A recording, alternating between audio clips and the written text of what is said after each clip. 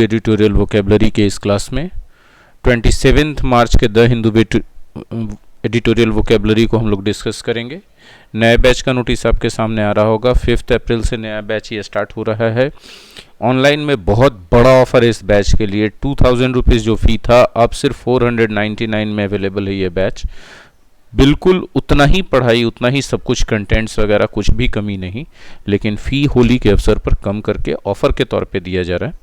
तो ये limited time offer है, इसका अवेल करें। चलिए अब हम लोग चलते हैं एडिटोरियल स्क्रीन की तरफ। आप देख पा रहे हैं आपके सामने है 27 के एडिटोरियल का। इसमें हम लोग एडिटोरियल में यूज़ किए गए नए इंग्लिश वर्ड्स, उनके हिंदी मीनिंग्स और सिनोनिम्स को सीखेंगे। लेकिन उसके पहले शुरुआत करते हैं, जानते हैं जो कोर्सेज अवेलेबल हैं हमारे यहाँ, उन पर एक नज़र डाल लेते हैं।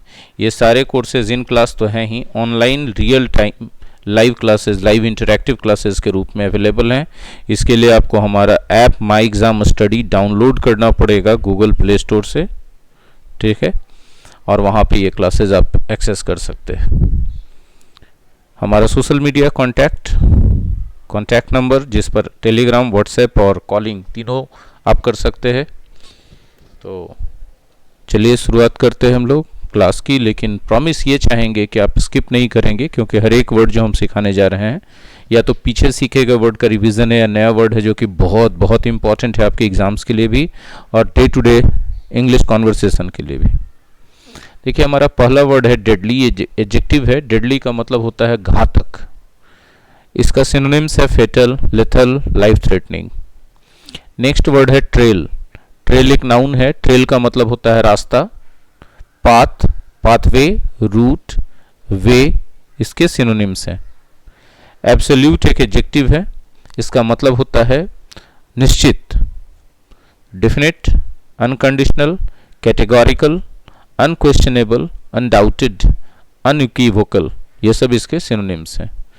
ब्लेज एक नाउन है। ब्लेज का मतलब होता है आग।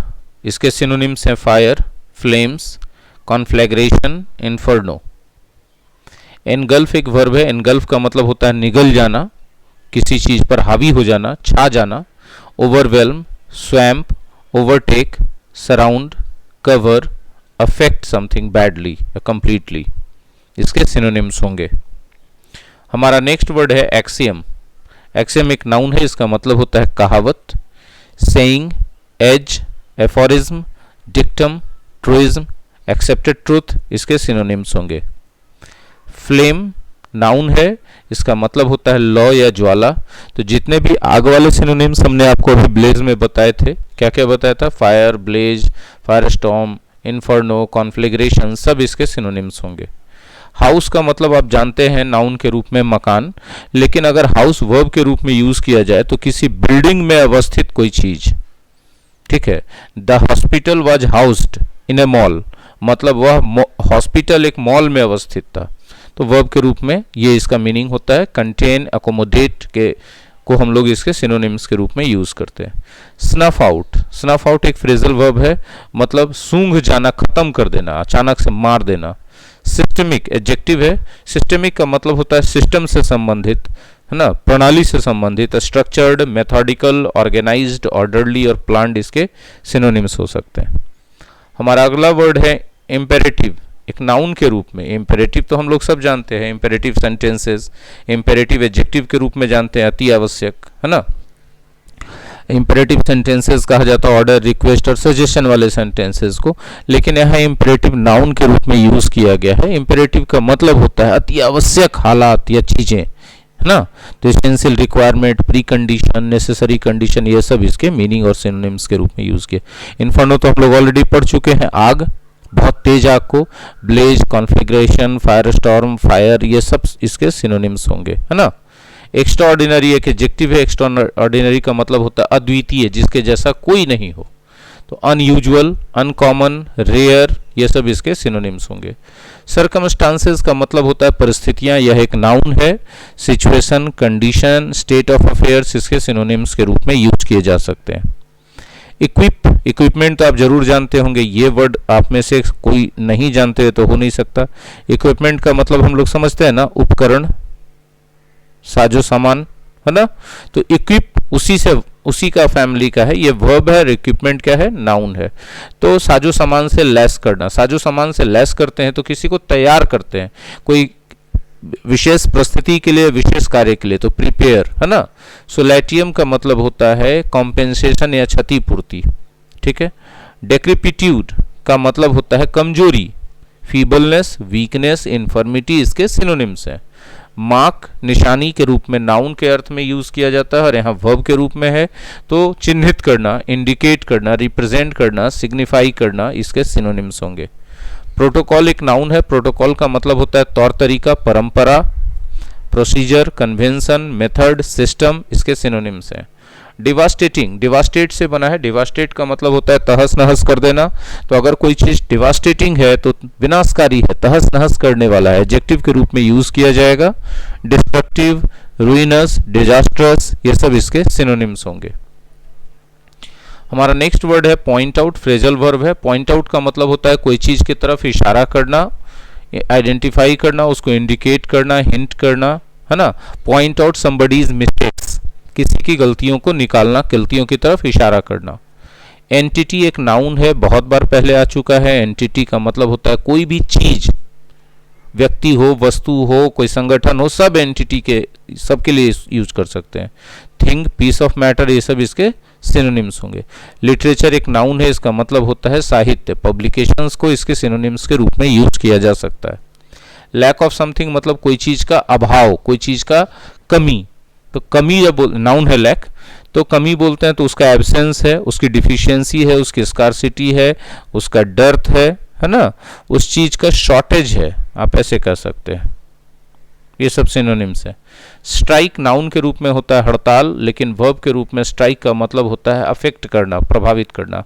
वर्ब के रूप में एक और मतलब होता है इसका प्रहार करना, चोट करना, हिट भी इसके सिनोनिम्स के रूप में यूज किया जा सकता है। लेकिन यहाँ जो एडिटोरियल है उसमें स्ट्राइक ऑफ ए डिजास्टर का मतलब होता है किसी डिजास्टर से प्रभावित करना, अफ्लिक्ट करना, अटैक करना, ये सब इसके अर्थ में, इस अर्थ में यूज किया गया है इस एडिटोरियल में। एड्रेस तो हम लोग जानते हैं ना, एड्रेस का मतलब होता है पता, नाउन के रूप में, और वर्ब के रूप में एड्रेस समबडी, किसी को संबोधित करना। He addressed me as his son, उसने अपने बेटे के रूप में मुझे संबोधित किया, तो वर्ब के रूप में भी जानते हैं। लेकिन address a problem, address an issue का मतलब होता है उस प्रॉब्लम के साथ डील करना, उसको टैकल करना, उसको सॉल्व करने के लिए कोशिश करना, ठीक है, उसको रिजॉल्व करना। तो ये सब भी इसके सिनोनिम्स हैं और इस एडिटोरियल में टैकल या डील विद के अर्थ में ही एड्रेस को यूज किया गया है, एड्रेस अ प्रॉब्लम और एड्रेस एन इशू। कैरेक्टरिस्टिक एक नाउन है, कैरेक्टरिस्टिक का मतलब होता है कोई चीज का मुख्य बिंदु, मुख्य उसका पहचान, फीचर आप कह सकते हैं, क्वालिटी कह सकते हैं, एस्पेक्ट कह सकते हैं, एट्रीब्यूट इसके सिनोनिम्स के रूप में आप बोल सकते हैं। कंपैरेटिव का मतलब होता है तुलनात्मक, एडजेक्टिव है यह। रिलेटिव, कंपैरेबल, प्रोपोर्शनल इसके सिनोनिम्स के रूप में यूज किए जा सकते हैं। फिजिबल का मतलब होता है, फिजिबल एक एडजेक्टिव है, IBLE लगा रहे और ABLE लगा रहे तो एडजेक्टिव ही होगा। फिजिबल का मतलब होता है व्यवहारिक, व्यवहार परक, प्रैक्टिकेबल और वायबल या रियलिस्टिक इसके सिनोनिम्स हैं।